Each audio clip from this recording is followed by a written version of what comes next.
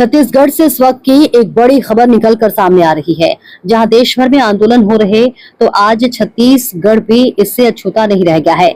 छत्तीसगढ़ में भी जगह जगह पर प्रदर्शन हो रहे हैं।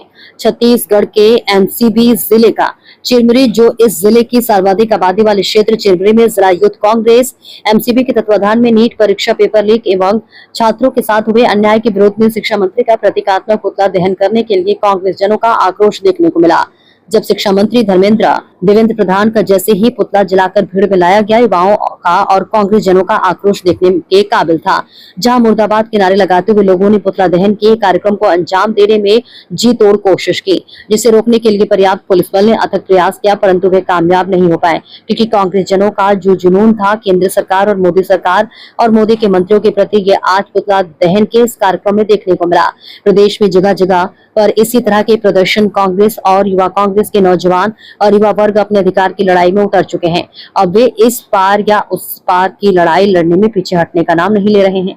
इस संबंध में कांग्रेस के इस पुतला दहन कार्यक्रम में आए लोगों ने मीडिया के माध्यम से अपनी अपनी बात रखी। जी, मैं शाहीन अदिति पारासर, प्रदेश सचिव महिला कांग्रेस। आज का जो युवा कांग्रेस का जो पुतला दहन का आयोजन किया गया हल्दीबाड़ी में, क्या इससे भारतीय जनता पार्टी या केंद्र की सरकार में कुछ फर्क पड़ेगा? बिल्कुल फर्क पड़ेगा, क्योंकि पूरे देश में युवाओं का जो विरोध प्रदर्शन चल रहा है, आज चिरमिरी में युवा कांग्रेस एनएसयूआई के द्वारा यह विरोध प्रदर्शन हुआ और काफ़ी मात्रा में यहाँ पर कांग्रेस के पदाधिकारी, कांग्रेस के समर्थक सभी मौजूद थे और सबने अपनी बातें रखी और जोरदार नाराओं के साथ अपनी आवाज़ सड़क से संसद तक बुलंद किया। मेरा नाम अशरफ अली है। अशरफ अली जी, आज का युवा कांग्रेस का जो पुतला दहन का कार्यक्रम जो किया गया, क्या इससे युवा वर्ग और उनके परिवारजन में जो आक्रोश है, क्या आने वाला समय में कुछ परिवर्तन आएगा? ये सर देखिए, पिछले कई दिनों से आप देखे होंगे टेलीविजन में, सोशल मीडिया के माध्यम से कि दिल्ली में लगातार प्रदर्शन। मेरा नाम राजकुमार केशरवानी है। मैं मलंगा नगर पालिका का पूर्व अध्यक्ष रहा हूँ और वर्तमान में जिला मंत्री हूँ, जिला कांग्रेस कमेटी एमसीबी।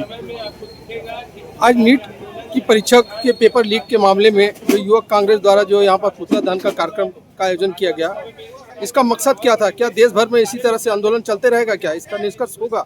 जिस प्रकार यूपीए सरकार, एनडीए सरकार में बैठी हुई मोदी सरकार जिस प्रकार छात्रों की आवाज़ को दबाने के लिए उन्होंने जिस प्रकार बर्बरतापूर्वक कल कार्रवाई की है, उसके विरोध में हमारे नेता आदरणीय राहुल गांधी जी जो कल से प्रधानमंत्री जी के निवास के सामने धरना दिए हैं, उसी के परिप्रेक्ष्य में आज हम सभी उनकी आवाज़ को बुलंद करने के लिए, उनका सहयोग करने के लिए और उन सभी जंतर मंतर में बैठे हुए युवा साथियों का सहयोग देने के लिए कि आज आपकी आवाज़ अकेली नहीं है, इस पूरे भारत देश का सारा युवा आपके साथ खड़ा है। उसके तहत हम सभी यहाँ पर पुतला दहन करके प्रधानमंत्री जी का यह आगाज करना चाहते और यह आगाह कर रहे हैं कि बहुत ही जल्द अगर आप धर्मेंद्र प्रधान जैसे भ्रष्ट और एक नीट जैसे एग्जाम को लीक कराने वाले मंत्री का इस्तीफा नहीं देंगे, हम इससे बड़े से बड़ा और उग्र से उग्र आंदोलन करेंगे। आपको छात्रों की आवाज़, जनता की आवाज़, युवाओं की आवाज़ और कांग्रेस की आवाज़ और अन्य जो भी पार्टियां उसमें सहयोग कर रही, सबकी आवाज़ को सुनना पड़ेगा और नैतिकता के आधार पर आपको इस्तीफा देना होगा।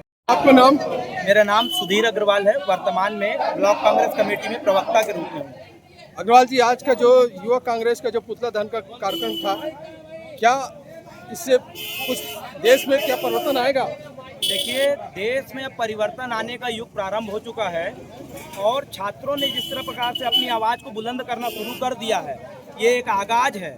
और जिस बर्बरता के साथ नरेंद्र मोदी सरकार ने इन छात्रों के ऊपर डंडा चलवाया है, निश्चित आने वाले समय में ये छात्र और युवा शक्ति और इस देश की एक एक नागरिक, उनके माता पिता सब मिल करके नरेंद्र मोदी सरकार से बदला निकालेंगे और इस सरकार को भगाने का काम करेंगे। आपका नाम? मेरा नाम गायत्री है, नेता प्रतिपक्ष नगर निगम चिरमिरी। आज जो युवा कांग्रेस द्वारा जो यहाँ पर पुतला दहन का कार्यक्रम का आयोजन किया गया, क्या सरकार इससे झुकेगी? बिल्कुल झुकेगी, क्योंकि युवाओं में इतनी ताकत होती है कि सरकार को झुकना ही पड़ेगा।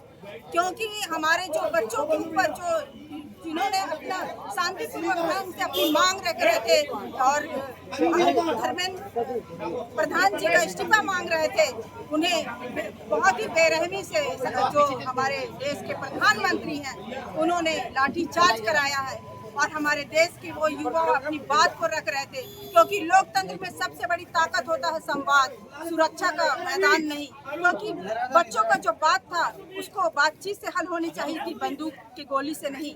इसलिए हम लोगों ने, हमारे राहुल गांधी ने भी जब कल वहाँ पर सीएम हाउस में के बाहर उन्होंने इस मांग को, उनके इस्तीफे की मांग को लेकर मांग कर रहे थे, तो उन्होंने उनके ऊपर भी लाठीचार्ज किया।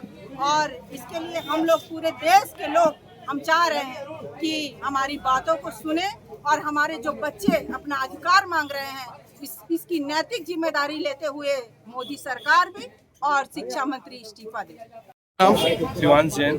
जैन साहब, आज का जो पुतला दहन का जो आयोजन किया गया था युवक कांग्रेस के द्वारा, यह आयोजन से क्या मोदी सरकार की नींव हिल पाएगी?